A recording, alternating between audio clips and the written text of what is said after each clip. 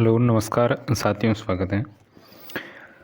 Rajasthan history जिसमें पुरातात्विक स्रोत की आज अपनी दूसरी क्लास होने वाली है। अगर आपने पहली क्लास नहीं देखी तो आप देख सकते हो, चैनल पे कल ली थी। और आज है सेकंड नंबर क्लास पुरातात्विक स्रोत। ठीक है, तो बहुत ही अच्छे अच्छे क्वेश्चन रहने वाले हैं। तो सबसे जो पहला सवाल है वो देख लीजिए आपकी स्क्रीन पर, बहुत ही अच्छा और इम्पोर्टेंट है कि अपराजित के शिलालेख के रचयिता कौन है। ठीक है, अपराजित शिलालेख के रचयिता आपको पूछा है। ठीक है, जिसमें चार ऑप्शन है, सोमदेव है, नारायण है, दामोदर है और गजोदर है। ठीक है, बिल्कुल बिल्कुल जो अपराजित जो शिलालेख है वो 761 ईस्वी में दामोदर द्वारा रचित अपराजित का शिलालेख है। ठीक है, दामोदर ऑप्शन नंबर 3 अपना यहाँ पर करेक्ट आंसर हो जाता है। इस अपराजित में मेवाड़ के गुहिल शासकों का जो उपलब्धियों का वर्णन मिलता है। ठीक है, बिल्कुल मेवाड़ के गुहिल शासकों का वर्णन मिलता है। ठीक है, उपलब्धियों का, बिल्कुल इसका करेक्ट आंसर दामोदर। ठीक है, नेक्स्ट देखिए दोस्तों, रायसिंह की प्रस्तुति का संबंध किससे है। ठीक है, रायसिंह की प्रस्तुति का संबंध है वो किससे है, जिसमें जयपुर के शासकों से हैं या फिर बीकानेर के शासकों से हैं या फिर उदयपुर के शासकों से हैं या फिर कोटा के शासकों से हैं। ठीक है, रायसिंह की प्रस्तुति का संबंध है वो किससे है। ठीक है, बहुत ही अच्छा और इम्पोर्टेंट सवाल है। बिल्कुल, रायसिंह प्रस्तुति बीकानेर 1594। ठीक है, बीकानेर 1594 ईस्वी में, बिल्कुल, तो इसका करेक्ट आंसर हो जाता है बीकानेर के शासकों का। ठीक है, रायसिंह की प्रसिद्धि का जो संबंध है वो दोस्तों किससे है, बीकानेर के शासकों से। ठीक है, बिल्कुल। नेक्स्ट देखिए दोस्तों, अगला सवाल,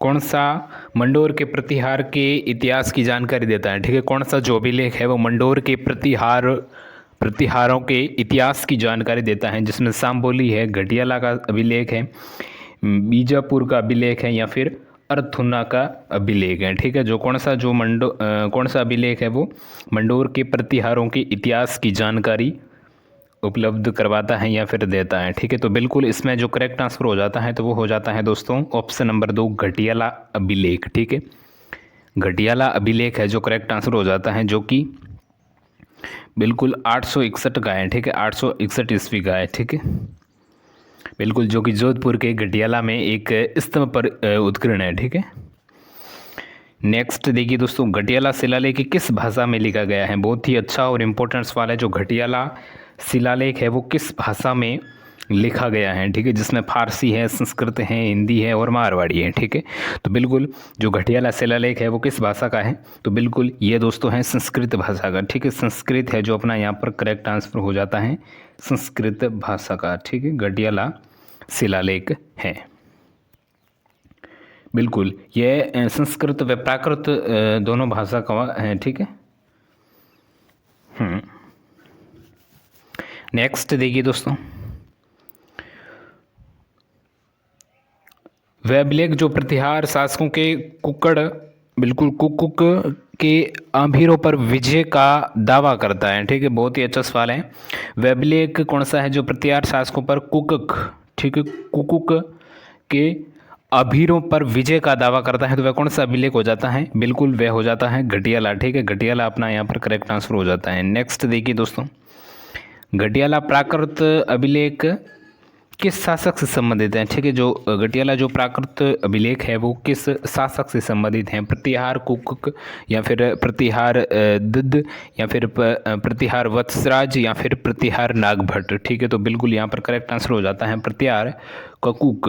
ठीक है, ऑप्शन नंबर जो 1 है वो अपना यहाँ पर राइट आंसर हो जाता है। ठीक है, नेक्स्ट देखिए, कौन सा अभिलेख या फिर शिलालेख या फिर जिले या स्थान से सम्मिलित नहीं है। ठीक है, एक तरफ है अभिलेख शिलालेख और दूसरी तरफ है संबंधित स्थान, जो कौन से है जो सही सम्मिलित नहीं है। ठीक है, देखते हैं, बिल्कुल यहाँ पर वत्सराज सिरोही हो जाता है, मानमोरी चित्तौड़गढ़ हो जाता है और घटियाला जैसलमेर नहीं होगा। घटियाला हमने पीछे पढ़ा था जोधपुर के पास घटियाला। ठीक है, तो घटियाला जैसलमेर नहीं होकर जोधपुर होगा। ठीक है, बिल्कुल, और चिरवा उदयपुर हो जाता है। ठीक है, तो ऑप्शन नंबर 3 अपना यहाँ पर राइट आंसर हो जाता है, जो कि सही सुमिलित नहीं है। ठीक है, नेक्स्ट देखिए दोस्तों, बड़वा ग्राम यानी कोटा में कितने मोखरी यूप अभिलेख प्राप्त हुए। ठीक है, बड़वा गांव में कितने हैं जो मोखरी यूप अभिलेख है जो प्राप्त हुए, 5, 3, 4 या फिर 7। ठीक है, तो इसका जो करेक्ट आंसर हो जाता है तो वो हो जाता है दोस्तों 3। ठीक है, 3 ने प्राप्त हुए हैं। ठीक है, बिल्कुल बड़वा यूप अभिलेख जो कि सन 181 ईस्वी कोटा जिले के बड़वा गांव का है। ठीक है, और इसमें मोखरी वंश के शासकों का वर्णन मिलता है। ठीक है, सर्वप्रथम जो कि मोखरी शासकों का वर्णन है जो सबसे पहले इसी बड़वा गांव के मोखरी यूप अभिलेख में मिलता है। ठीक है, बिल्कुल। नेक्स्ट देखिए दोस्तों, बड़वा गांव से प्राप्त यूप स्तंभ अभिलेख किस वंश या फिर गण से संबंधित हैं, तो बिल्कुल अभी हमने देखा, तो इसका करेक्ट आंसर हो जाता है मोखरी वंश। ठीक है, मोखरी वंश, मोखरी वंश या फिर गण। ठीक है, बिल्कुल।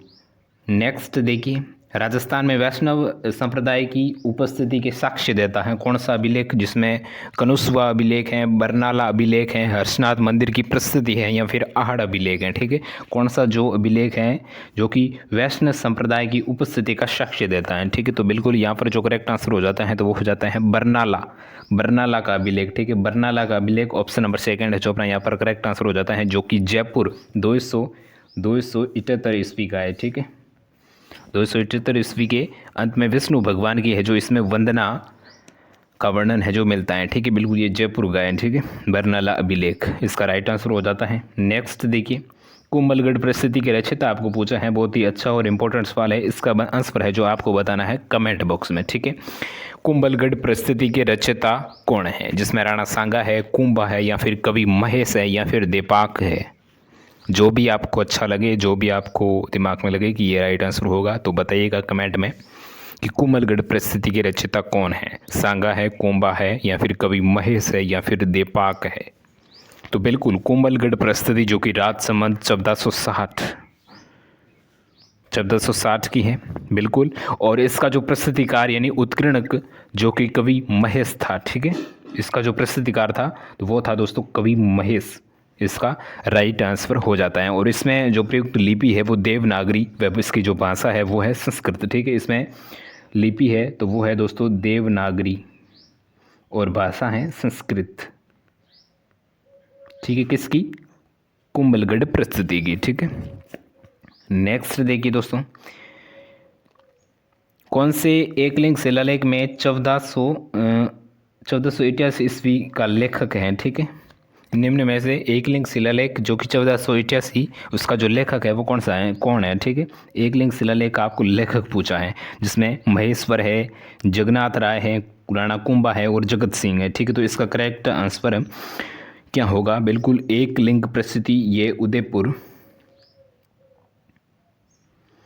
की हो जाती हैं। और इसका जो रचयिता है तो वो है दोस्तों महेश भट्ट यानी महेश्वर। ठीक है, इसको महेश्वर भी कहते हैं और महेश भट्ट। ठीक है, इसका करेक्ट आंसर हो जाता है। और इसमें बप्पा रावल का संन्यास लेना व मेवाड़ के गुहिलों का वर्णन मिलता है। ठीक है, बप्पा रावल के जो अंतिम दिन होते हैं जिसमें संन्यास लेना और मेवाड़ के गुहिल वंशों का जो वर्णन है वो किस में मिलता है दोस्तों, तो वो मिलता है एकलिंग परिस्थिति में या फिर एकलिंग शिलालेख में। ठीक है, बिल्कुल महेश्वर इसके रचयिता हैं। ठीक है, महेश भट्ट या फिर महेश्वर इसका राइट आंसर हो जाता है। नेक्स्ट देखिए दोस्तों, बरली का शिलालेख जो कि अशोक के काल से पूर्व का माना जाता है वो कहाँ पर स्थित है। ठीक है, बरली का शिलालेख है जो कि अशोक के काल से पूर्व का माना जाता है, तो वो कहाँ पर है, अजमेर में है, जयपुर में है, टोंक में है या फिर भीलवाड़ा में है। ठीक है, तो इसका दोस्तों जो करेक्ट आंसर हो जाता है तो वो हो जाता है अजमेर। ठीक है, बरली या फिर बरली का जो लेख है वो 443 ईसा पूर्व का है, जो कि अजमेर में स्थित राजस्थान का सबसे प्राचीन अभिलेख है। ठीक है, राजस्थान का सबसे प्राचीन है वो अभिलेख है। ठीक है, बिल्कुल ये अजमेर से 35 किलोमीटर दूर बड़ली के गांव बिल्लोट माता के मंदिर में इसे जो प्राप्त किया गया था। ठीक है, बिल्कुल। और इसकी जो लिपि है तो वो है दोस्तों ब्राह्मी लिपि। ठीक है, ब्राह्मी लिपि है और जो ये वर्तमान में अजमेर संग्रहालय में सुरक्षित रखा गया है। ठीक है, अजमेर संग्रहालय में आपको वहाँ पर है जो देखने को मिल सकता है। ठीक है, इसकी जो लिपि कौन सी हो जाती है तो वो हो जाती है दोस्तों ब्राह्मी। ब्राह्मी लिपि हो जाती है। नेक्स्ट देखिए दोस्तों, बर्ली स्टोन एफिग्राफ शिलालेख चिन्हित किया गया संस्कृत पांडुलिपि में, ब्राह्मी लिपि में, प्राकृत पांडुलिपि में या फिर खारोष्टी पांडुलिपि में। तो अभी हमने देखा कि बर्ली, बिल्कुल बर्ली का शिलालेख ब्राह्मी लिपि में उत्कीर्ण है। तो बिल्कुल मैंने ये बोला था। तो इसका करेक्ट आंसर ऑप्शन नंबर 2 है जो अपना यहाँ पर राइट आंसर हो जाता है। ठीक है, नेक्स्ट देखिए, कौन सा प्रतिहारों का इतिहास बताता है? कौन सा जो शिलालेख है वो प्रतिहारों का इतिहास बताता है, जिसमें मंडोर हैं और नंद स्तूपा स्तंभ शिलालेख है, गोशुंडी है और बिजोलिया है। ठीक है, तो प्रतिहार वंशों का इतिहास कौन बताता है? ठीक है, तो बिल्कुल इसका जो करेक्ट आंसर क्या होगा, तो बिल्कुल मंडोर का शिलालेख। ठीक है, मंडोर का शिलालेख जो कि जोधपुर